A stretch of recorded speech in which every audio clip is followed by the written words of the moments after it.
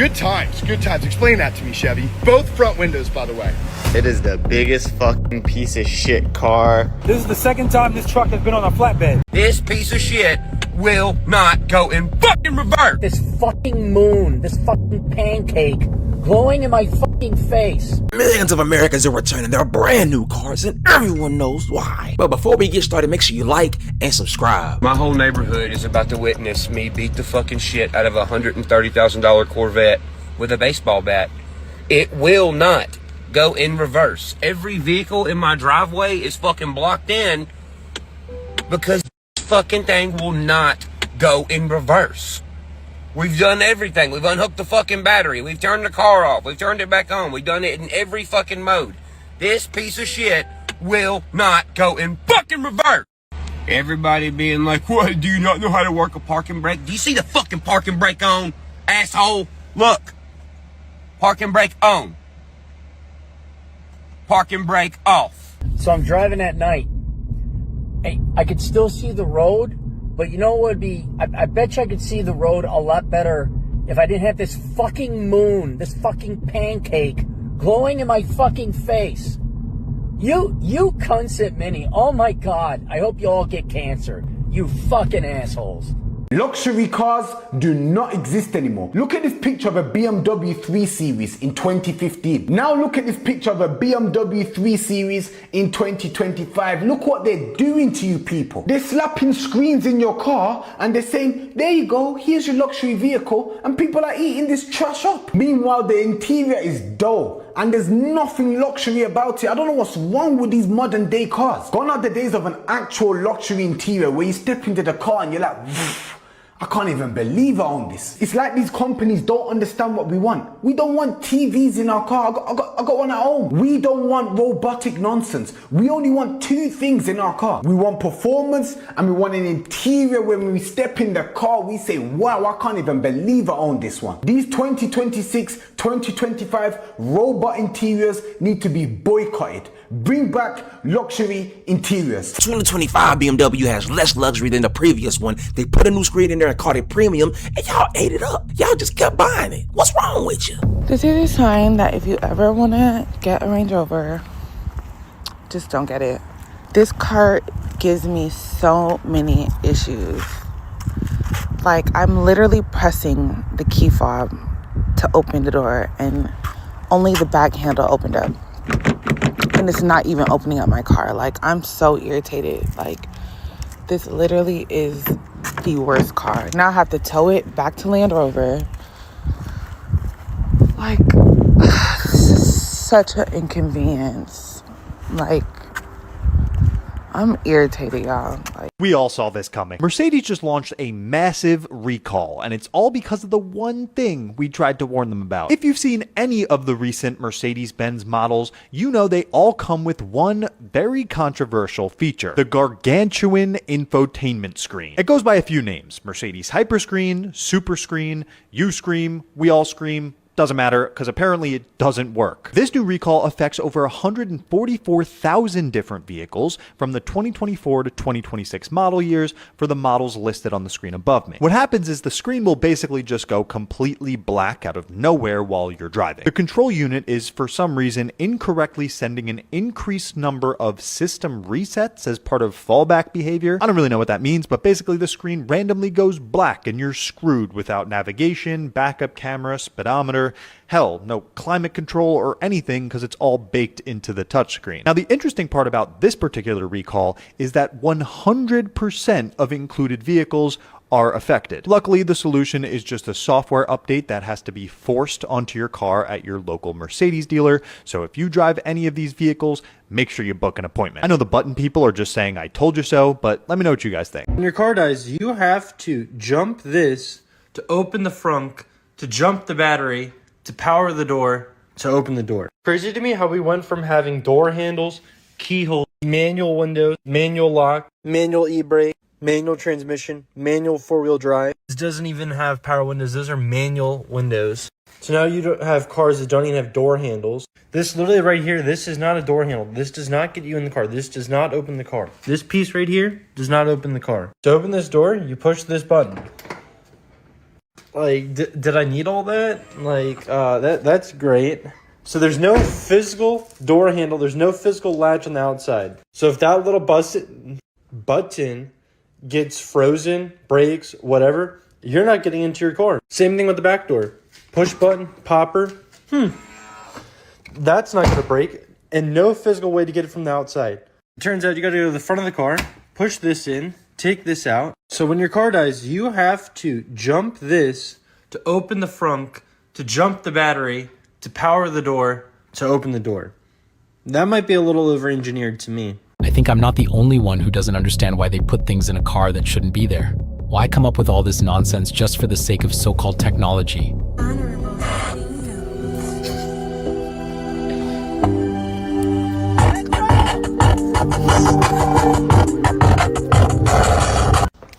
I do have one. And let me tell you, bro, it is the biggest fucking piece of shit car I've ever owned. And I got the title to mine, unlike you probably, but where's my motor? Shit. It's not there. Let me go show it to you. Well, there's my old motor. This is the new motor that I just spent like $5,000 on. So, yeah, this car fucking sucks. Chevy, I'm really disappointed in you. Explain to me why I have a brand new Chevy 2500 HD. Explain to me why I can't roll my windows up. We already called your dealer, your main number. They tried the fuse box thing. We tried resetting the battery. Explain to me why my windows won't roll up in a brand new vehicle. This is all we get. In the middle of a rainstorm in South Florida. Here's the kicker. Chevy, it's 3 to 5 days before I get an appointment. So I get to wrap my brand new truck in plastic in my driveway for 3 to 5 days until somebody can get to me. We tried the battery. We've done everything. We did the little reset thing for 5 seconds. Maybe it's an automatic window.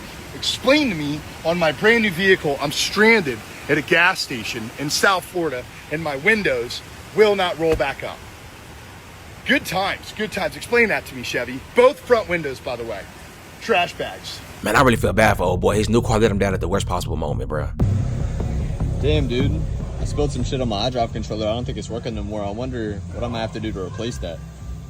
Let's go. I got my new iDrive controller. Let's install it. First, let's remove the back seats, the back center console, the center console lid, the display, the speaker covers, and the whole entire middle shebang bang for it. Let's go, dude. Now we got access from it underneath. We can install it, man. Sweet. All right, no customer states the engine light is on, and that's because this car is right off the truck. It's not even sold yet.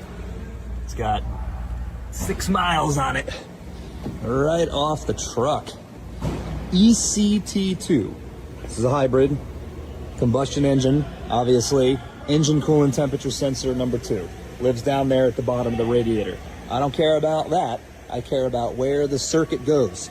So the circuit goes from the sensor through the front end wire harness to a junction connector and then to your PCM over here, the engine controller.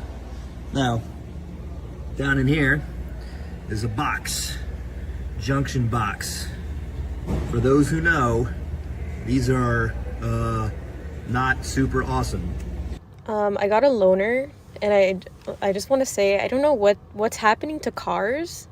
Like where's the Prindle? Where are the AC controls? Where are the buttons? Why does everything have to be a fucking screen? Why is there a rope here? Why? Who's done this? Why? Why have you done this? A lot of people on car forums are going crazy over that moon on the new Mini Cooper. As far as I'm concerned, it's one of the strangest design choices. If there was a gun to my head and I was forced to buy one of these Maseratis, I still wouldn't buy it. Look at the sticker price for this Quattroporte Maserati 2024, $118,000. This is the fastest depreciating car after 5 years ever. After 5 years, you lose $90,000 from your purchase. People ask me all the time, what cars should I stay away from if I'm trying to get into reselling? And I tell them Maserati. Never buy a Maserati. Honestly, the name is just a curse. This one right here is on Facebook Marketplace for $26,000. And it has 57,000 miles on it. This car is only worth $18,000, and that's if you're lucky. These do not hold value at all. And the reason why it doesn't hold value and they depreciate so fast is because the mechanical issues with these cars. There's been rumors that this car, while you're driving with it, if you're on the highway, it will just completely shut off. And that has ruined Maserati's name forever. Your reputation is everything, and Maserati was ruined a long time ago. There's no way. There's no way. Oh, no. It's not done yet. You being serious? Yeah. Oh my God. Look at this. Look at this. All the exhaust muffler baffling. Oh, dang. Dang. Dang. You look like that clown or whatever. What the? Holy. This is a You joke, being right? serious? This is a joke, right? Lexus and Toyota are no longer reliable cars, and I'm going to show you why. This Lexus LS blew an engine on me on the way home. If you're thinking about buying a used Lexus because it's reliable and because it has a Toyota engine, you need to watch this video and think again. All right, so when we try to start it, nothing comes on and we hear that sound. It's not turning on. We're going to have to get a tow truck. Robot failure and it damaged the connecting rod bearings in the engine. Put in a claim for over $10,000. So yeah, I have. Like I said, it's not every single one of them, but I've seen some that's happened to. I had one recently, similar thing that On the new, covered it on the on new, that body style. yeah, on the that older ones generation. didn't have it. Something happened when Lexus switched over from the V8 to these turbocharged V6s and 4 cylinders. They're starting to have so many issues.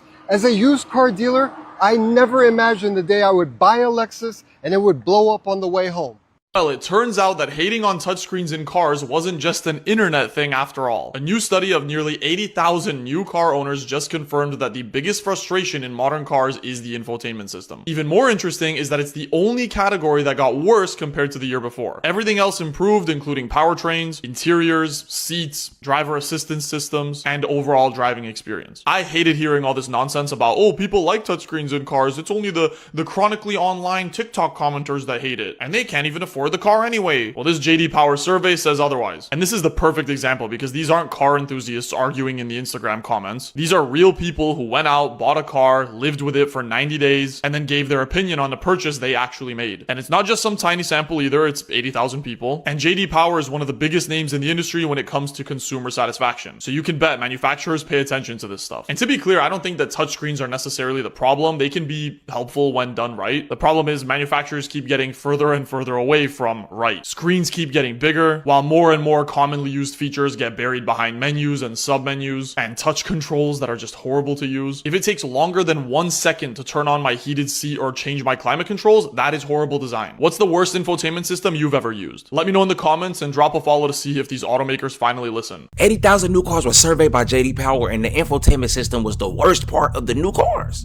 You want to know the real reason why new cars are getting so expensive? It's all the dumb stuff they've been adding to these trucks. Look at this truck, right? Do you think this is a high trim truck or a low trim truck? If you guessed high trim truck, you're wrong. This is a base model truck. It has cameras on the outside here on the mirrors.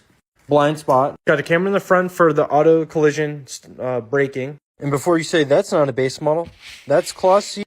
That is no center console, right? No center console right there. This is an LT trim. This is a base model truck. They have to go through on a 20-inch screen so that you can see better. That's where like the blind spot stuff comes up, is on that screen. Then the other thing is the emissions. They're making these trucks longer. This truck is over 20 feet long. I mean, look at this thing. It's like the size of an old Cadillac. It just keeps going. Between the emissions and the safety regulation, they just keep making these things. They're trying to skirt the regulations, right? So they keep making them bigger to skirt the emission. They keep adding the safety features because that's what's required now. And all we're doing is killing the automotive industry. We are making total junk now. If we're so worried about safety, why aren't we teaching people how to drive better? You don't need blind spot monitoring. You don't need automatic brake. All this stuff is just making these cars worse and worse and worse. Got a 2021 Chevy Silverado here. This thing is practically brand new, like only 5 years old. but it's already got some issues. This truck was brought here because he thinks he's got a torque converter clutch shutter. Now these trucks got an 8-speed transmission, which is famous for torque converter failure that'll cause this exact problem. And apparently Chevrolet put the wrong fluid in these transmissions at the factory, and that could cause this issue. Have you noticed that pickup truck beds just keep getting smaller and smaller? Yeah, these two trucks right here have the same bed length. It seems a little goofy when you see it side by side like this. Well, you're not imagining things. In 1979, the average truck bed length was about 64% of the entire truck's length. In 2021, that was reduced to 37%. At the same time, pickup trucks keep getting bigger and heavier. A 1979 Ford F-150 would have started around 3,000 pounds. A 2021 F-150 XL would have started around 4,000 pounds. And the caveat to this whole thing is that you can still get that regular cab with a long bed. It's just that nobody really buys them. Everybody wants the short bed with a crew cab and tons of space, and I'll tell you why. This has been deeply studied by the people making these pickup trucks. They know that people want the appearance of a tough, capable, powerful vehicle, but their use case is much more like a minivan. As far as I'm concerned, trucks used to be much better and more practical. Nowadays, most new trucks are just junk. All right, so some good news. Sap's Towing, John is the tower. Got here way less than an hour, way less. So that's some good news. But it's the same situation. These damn trucks, you can't get them in neutral because if the truck's not running, and there's no override. Like usually you have a little tab you can move to still be able to shift it. No, not on this. So, but he already knew about it. So they got to kind of put the back the bed under the wheels and then hook it up and drag it on to the bed. So that's what's going on right now. We got to drag it on. This is the second time this truck has been on a flatbed. Luckily, it wasn't for anything like a crash or anything. Not how I intended my damn Sunday to go. All right. Well, I appreciate you calling here to General Motors Roadside. I'm so happy I was able to assist you with your roadside needs. 2, 1, 2. We good. 1, 2. Talk about some bull jive. Cadillac, I'm done. I think I'm done this time. So I am making a formal plea to Cadillac. A 5-time Cadillac repeat customer. This is now my 5th Cadillac that I've owned. Okay, so I have now been stalled on the interstate 3 times.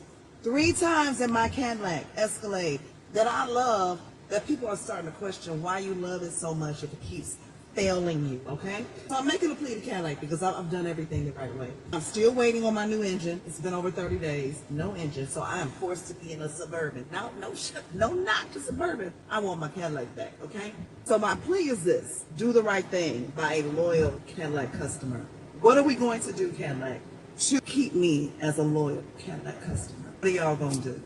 Now the second issue, surprise, surprise, John bitching and complaining about rattles. Well, it's a $50,000+ vehicle. We are in 2025, well now 2026, and I hate rattles. It's a modern vehicle. I don't want it to have it.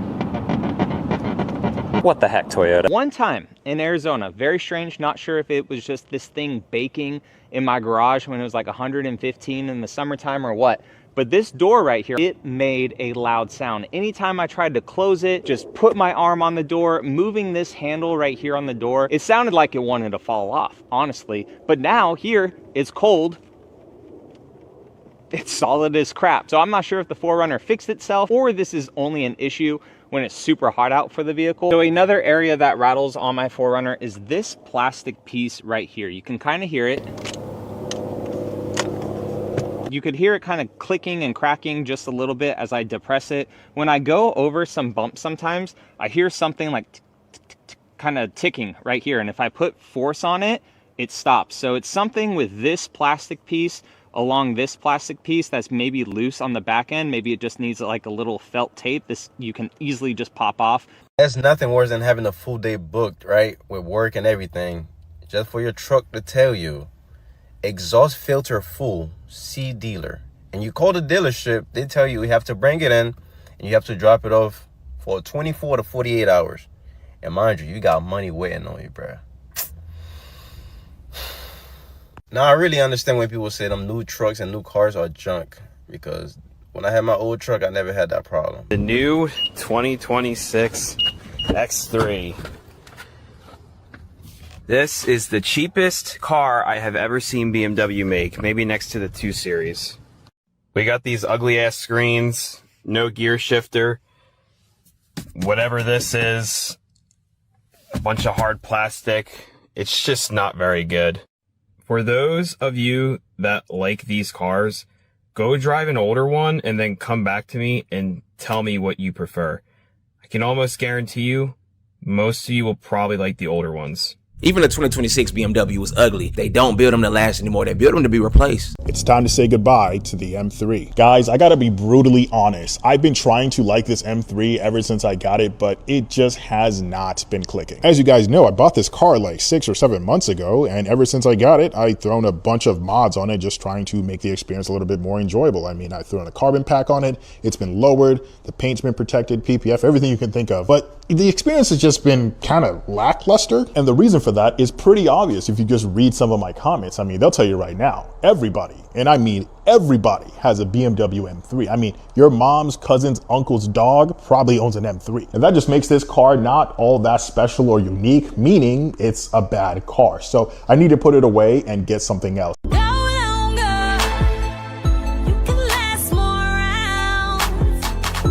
Are you fucking kidding me right now? This is what you get for $40,000 on a brand new car? GM really be so fucking stingy with their base models, bro? Like, if you get the poverty package, they make sure you know you got the poverty package. Honestly, these new cars coming out are just getting more and more obnoxious. Like, imagine spending $40,000 on a brand new car, 13% interest rate, and every time you drive home from your 9 to 5, you have to stare at a screen the size of an Etch-a-Sketch and be reminded why you couldn't afford a higher trim level. What's next, GM? You're gonna start removing the steering wheel or giving us smaller cup holders so we have to pay extra to get the normal sized ones? Like, is this screen this small even safe? I feel like I'd spend more time trying to figure out how fast I was going than paying attention to the road. Like, this is insulting. At this point, I would have just told the dealership to kick rocks, and I would have bought an older car that actually came with a full-size screen. Y'all already know these cars are trash. Let me know if y'all got trash cars in the comments, man. I got a new car, but it's 2016. It ain't too new, so it got a little bit of classic. That's kind of classic for, you know, what's going on with these new cars, man. If y'all got bad cars, drop them down in the comments. Let me know how many times you got broke down on the road. Let me know how many times you have to call maintenance. Let me know if you got AAA. You're going to need AAA nowadays. Let me know.